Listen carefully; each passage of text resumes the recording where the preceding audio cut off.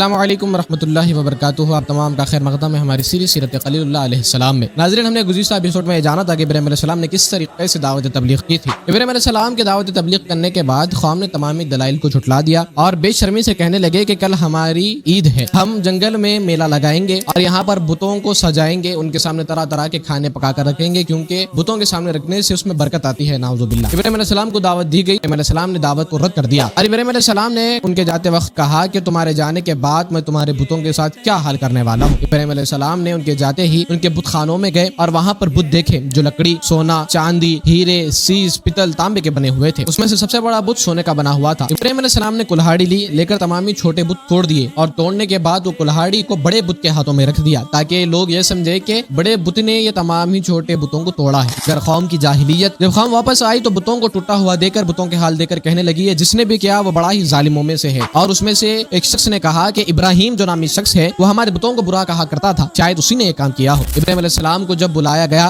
تو ابراہیم علیہ السلام نے فرمایا کہ تمہارے بتوں تمہارے خدا ہے، شاید بڑے بت نے ان چھوٹے بتوں کو توڑ دیا ہے۔ اگر قوم سمجھ گئی اور سمجھ کے کہنے لگی اگر ہمیں ان بتوں کا بدلہ لینا ہے، بتوں کے لیے کچھ کرنا ہے تو ہمیں ابراہیم علیہ السلام کو معاذ اللہ سزا دینی پڑے گی، تو انہوں نے مل کر ایک فیصلہ کیا کہ ابراہیم علیہ السلام کو آگ میں ڈالا جائے اور انہیں نعوذ باللہ جلا دیا جائے۔ ابراہیم علیہ السلام کو قیدی بنا کر ایک گھر میں بند کر دیا گیا۔ پھر قوم نے مل کر پتھروں سے 4 دیواریں بنائی، اس میں تمام لوگ نے کثرت سے شرکت کی اور لکڑیاں لا لا کر اس میں جمع کرنے لگے۔ بعض روایتوں میں آتا ہے کہ 40 دن یا 1 ہفتے تک وہ آگ جلائی گئی اور اس قدر وہ آگ جلائی گئی کہ اس کے اوپر سے اگر کوئی پرندہ جاتا تو بھی وہ جل کر مر جاتا تھا۔ ابراہیم علیہ السلام کو جب وہ منجنیق میں بن کر آگ میں ڈالا گیا تو ابراہیم علیہ السلام نے کہا حسبنا اللہ ونعم الوکیل، اور آگ میں ڈالتے ہی جبرائیل امین آپ کے پاس تشریف لائے اور کہنے لگے کہ آپ کو کچھ مدد چاہیے، تو ابراہیم علیہ السلام نے کہا کہ نہیں، میری مراد اللہ تبارک و تعالیٰ سے ہے۔ تو جبرائیل علیہ السلام نے کہا تو آپ دعا کریں۔ ابراہیم علیہ السلام نے فرمایا کہ دعا سے بہتر اللہ کو میرا حال معلوم ہے اور وہ بہتر کرنے والا ہے۔ اللہ تبارک و تعالیٰ نے اپنے اوپر اپنے بندے کا توکل دیکھ کر آگ کو یہ حکم دیا یا نارو کنی بردم والسلام علی ابراہیم کہ اے آگ ابراہیم علیہ السلام پر ٹھنڈی اور سلامتی والی ہو جا۔ تو آگ کی روشنی برقرار رہی اور وہ ٹھنڈی ہو گئی، ابراہیم علیہ السلام کو کچھ نقصان نہیں پہنچا۔ ابراہیم علیہ السلام آگ سے باہر جیسے ہی سلامتی کے ساتھ آئے تو قوم کو مخاطب ہو کر فرمانے لگے کہ تم نے اپنی دوستیوں کی خاطر، اپنی رشتہ داریوں کی خاطر، آپس میں اچھے تعلقات رکھنے کی خاطر اللہ تبارک و تعالیٰ کو جھٹلا دیا ہے، تم نے شرک کیا، کفر کیا، مگر قیامت کے دن کوئی بھی تمہارا رشتہ دار، کوئی بھی تمہارا دوست تمہارے کسی کام پہ نہیں آنے والا ہے۔ حضرت یہاں پر ایک بات غور کریں کہ آج کل ہم لوگ بھی دنیاوی مفاد کے لیے شریعت کی حدود کو پامال کر دیتے ہیں۔ ہم نہیں دیکھتے کہ کون سا مال ہو یا کوئی رسم و رواج ہو حلال ہے یا حرام ہے۔ رشتہ داروں کو خوش کرنے کے لیے، دوست احباب کو خوش کرنے کے لیے ہم کسی چیز کو مد نظر نہیں رکھتے۔ ہمیں چاہیے کہ اللہ تبارک و تعالیٰ کی خوشنودی ہمارے ہر کام میں رہنی چاہیے۔ قیامت کے دن کوئی رشتہ دار، کوئی دوستی کام نہیں آنے والی۔ Stay tuned for our next part۔ جزاکم اللہ خیر۔ السلام علیکم ورحمۃ اللہ۔